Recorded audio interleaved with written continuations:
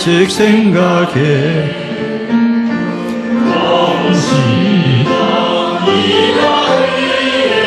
주름이 가득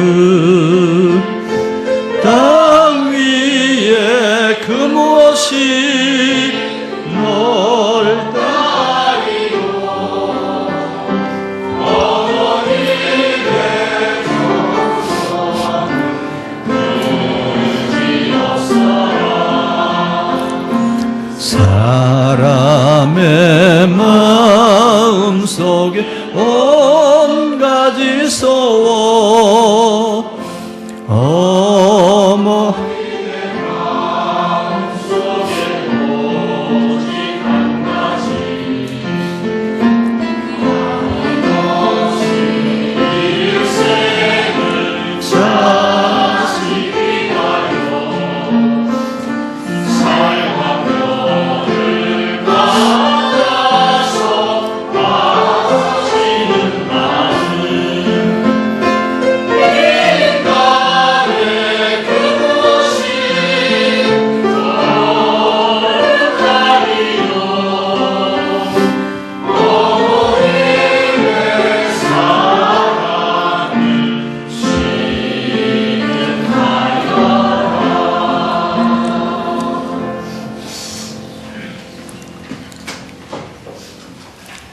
우리 3절 한 번만 더 부릅시다. 3절.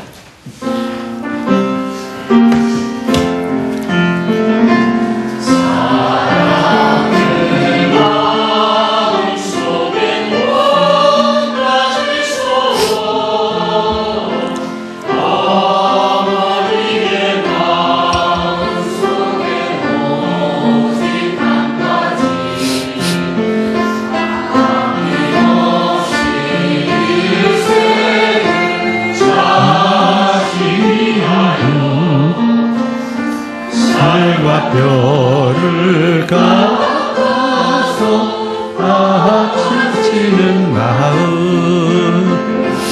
인간의 그것이 너를 가리요 어머니의 사랑을 지급하여라.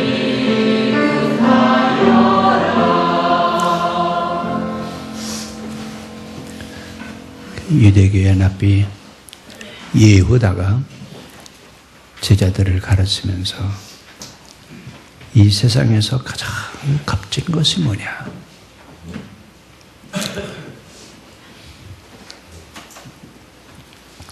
이 세상에서 가장 값진 것은 부모를 공경하는 것이다. 부모를 공경하는 것이나 하나님 공경하는 것이나 같다. 부모의 말씀은 하나님의 말씀이고 하나님의 말씀은 곧 부모의 말씀과 같다. 이러면서 부모 공경에 대한 이야기를 그렇게 가르쳤습니다. 오늘 십계명에서도 우리에게 얘기하시기를 내 부모를 공경하라. 그런데 그때는 힘의 논리를 가지고 살아갔던 그 시대입니다. 약육 강식이 삶의 방식이었을 때 그때 성경은 뭐라고 말씀하시냐면 내 부모를 공경하라. 이것이 계명이요. 이것이 하나님을 사랑하는 것이요. 이것이 신앙인의 마땅한 도리다. 라고 하는 얘기를 3500년 전에 이미 모세를 통해서 우리에게 말씀해 주셨습니다. 그리고 그때는 부모가 어떤 역할을 했느냐면 교사의 역할을 했습니다. 학교가 없었기 때문에 물론 그렇게 이야기했지만 바로 부모는 제사장과 내의와 같은 그런 역할을 했습니다. 그럼 왜 부모에게 가르치는 일을 하느냐? 모든 동물과 생물들은 그 후손들이 살아가는 것은 부모가 가르칩니다. 특히 여러분이 동물의 세계에 보면 동물들이 새끼를 낳았을 때 어떻게 가르쳐요? 생존하는 법을 가르칩니다. 어떻게 살아갈 것이냐라고 하는 것을 가르치는데 우리도 부모에게 어떻게 살아가야 될 것이냐라고 하는 것을 배웠습니다. 뭘 배웠습니까? 우리 밥상머리에서 부모에게 배우는데 부모가 자녀에게 가르치고 싶은 이야기는 사람답게 살아라. 사람답게 살아라. 그 사람답게 살라고 하는 그 말 속에는 인식과 존재에 대한 이야기가 들어있습니다. 우리가 내가 누구냐라고 하는, 내가 왜 살아야 되느냐라고 하는 이 이야기는 여러분 굉장히 중요한 물음입니다. 오늘날 청소년들이 굉장히 많이 방황을 하고 인생에 대한 답을 얻지 못해서 힘들어하는 이유가 어디냐면 인식과 존재에 대한 그 방법을 묻지 못해서 그렇습니다. 이 이야기는 어디서 배우느냐? 사람답게 살아라 라고 하는 이야기는 부모의 가르침입니다. 부모의 가르침이면서도 성경이 우리에게 말씀하십니다. 어떻게 해요? 사람답게 살아라. 그럼 사람이 사람답게 산다고 하는 것이 뭐냐? 하나는 정신이 똑바로 돼야 됩니다. 정신이 바로 되어 있는 사람이어야 사람답게 살 수 있습니다. 그런데 여러분 이것은 어디 가서 우리가 가르쳐야 되느냐? 부모의 가르침입니다. 부모가 늘 가르치죠. 뭐라고 얘기하세요? 근데 부모가 살아있을 때는 부모가 하는 말이 늘 사람답게 똑바른 사람으로 살아가라고 하시는 그 말씀이 잔소리로 들려요. 맨날 우리 엄마는 말해, 맨날 우리 아빠는 늘 그 얘기가 그 얘기야. 근데 돌아가시고 나면 그 말씀이 내 생애에 있어서 가장 귀한 교훈이었는데 왜 우리가 그렇게 들었지? 돌아가시고 나면 그때 그렇게 생각한답니다. 지금 부모를 모시고 살아가면서 부모가 하시는 말씀을 잔소리로 듣지 마십시오. 하나님의 교훈으로 들으십시오. 그러면 내가 이 땅에 사는 동안에 어떻게 살아가야 되는지, 어떤 사람이 되어야 되는지라고 하는 것은 부모의 그 염원입니다. 그 말 속에 다 들어있습니다. 그래서 오늘 성경은 뭐라고 얘기합니까? 부모는 납비에게서 가르침을 받고 그 부모는 다시 자녀들을 가르치는데 이 가르침의 사역은 곧 하나님의 말씀을 가르치는 것과 같다. 그래서 우리는 하나님의 말씀을 어디서 들어야 되느냐 하면 부모에게서 하시는 말씀, 부모의 말씀이 하나님의 말씀으로 여러분 들려질 수 있어야 됩니다. 이것이 장수의 비결이고 이것이 내가 잘 되는 비결이라고 우리에게 성경은 이야기하고 있습니다. 자, 그래서 우리는 이제 우리 자녀들이 잘 되고 우리 자녀들이 장수하고 우리 자녀들이 세계 최고 가는 사람이 되게 우리는 이제 가르쳐야 됩니다. 근데 그 가르침은 어디서 이루어지느냐? 밥상머리에서 이루어집니다. 늘 말씀드리죠. 옛날 우리 산업화 시대가 이루기 전에는 밥상머리 교육이 살아있었습니다.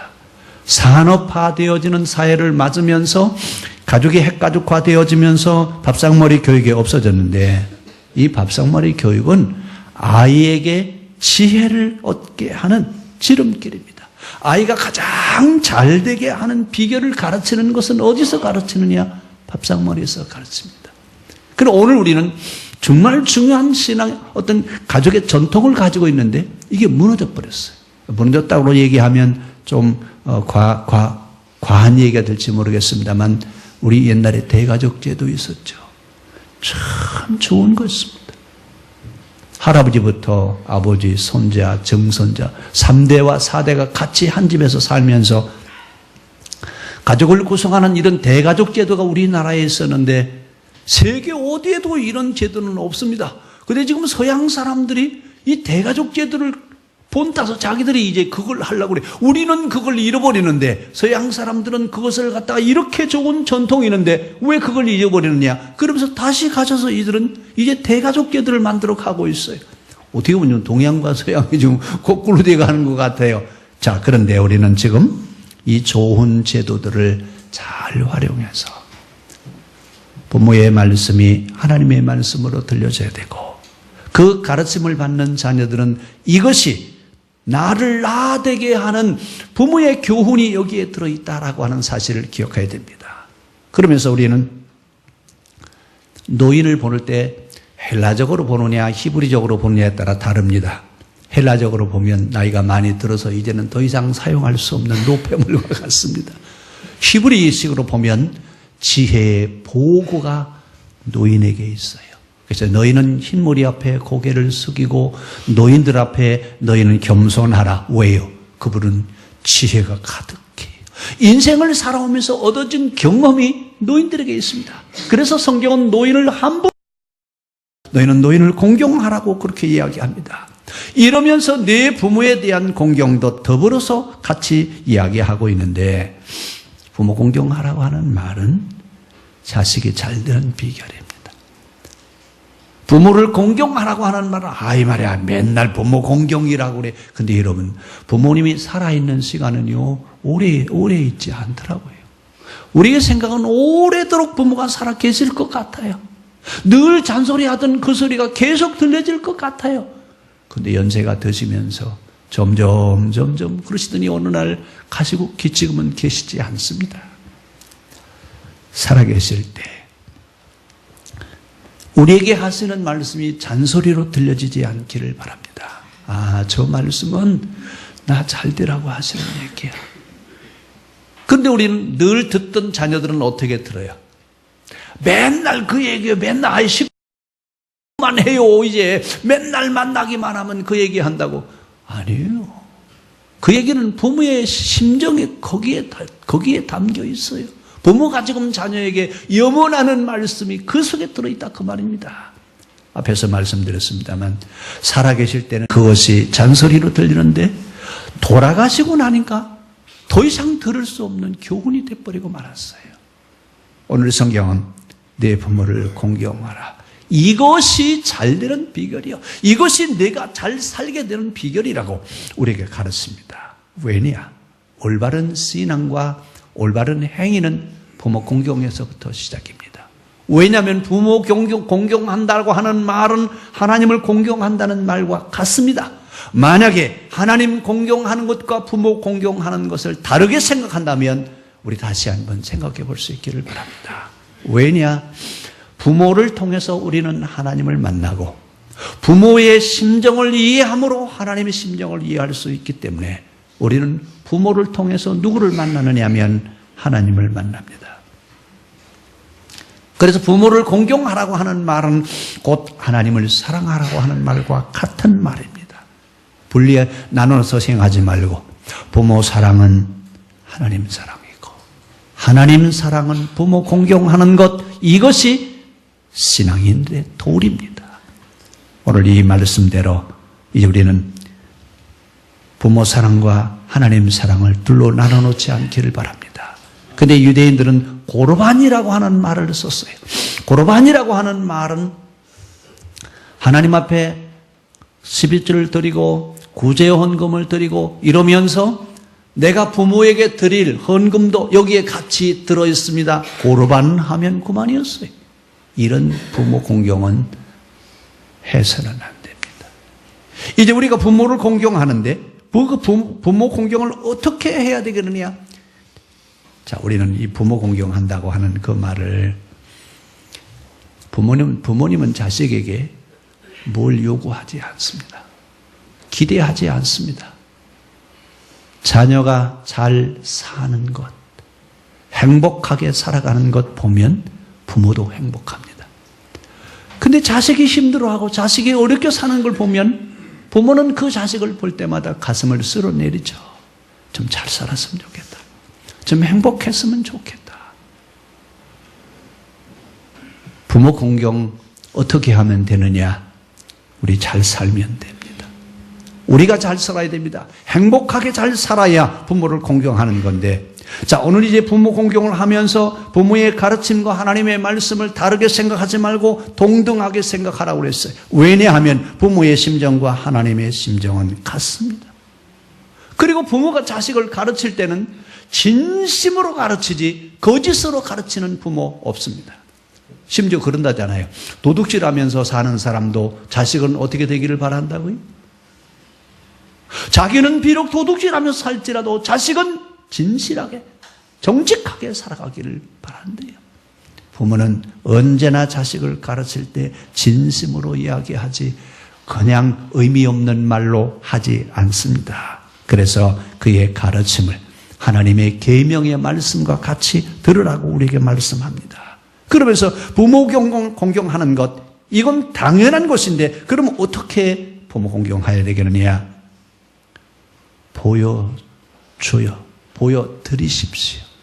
우리가 명절날 이런 복잡하고 할 때 다 정장하고 그리고 고향에 가죠. 왜 정장하고 갑니까? 훌훌 털고 좀 가볍게 가면 좋을 텐데 잘 입고 가서 뭘 보여드리려고요?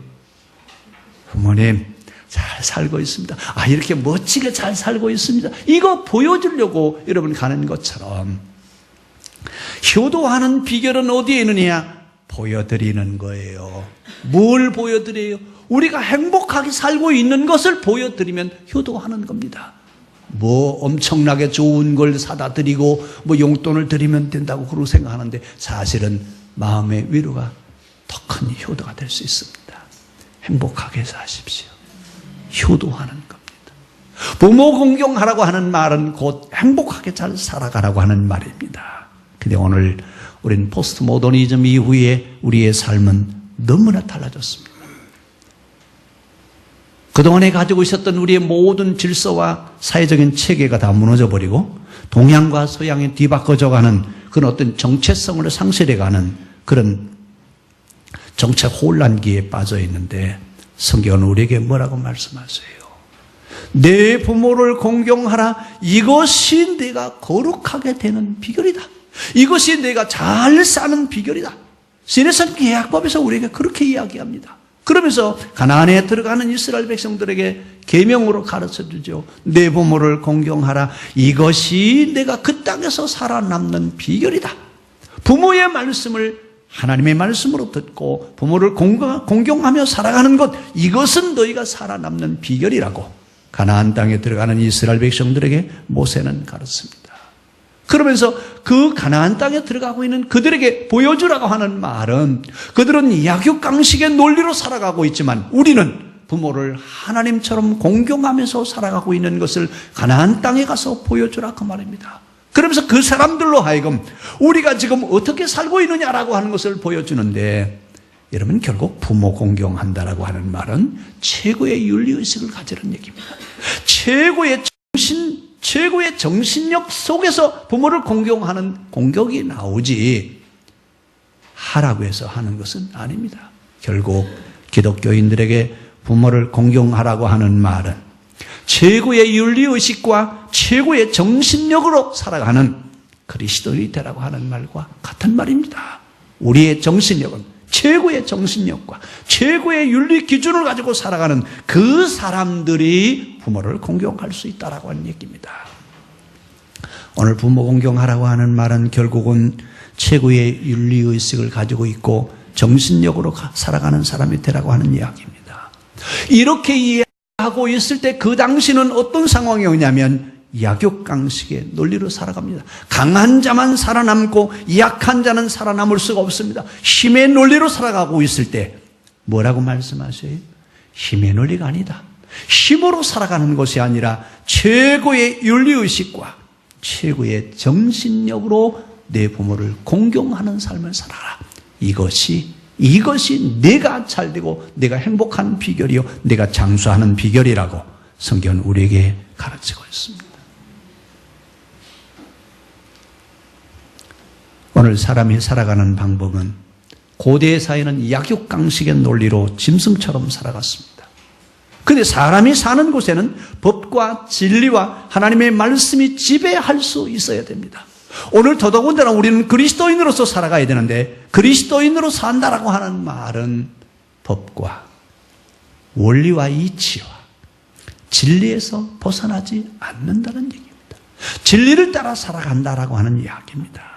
오늘 우리의 삶의 자리에 최고의 윤리의식, 최고의 정신력, 진리의 말씀인 원리와 이치가 우리의 삶을 지배하는 기초가 되어야 될 줄로 믿습니다.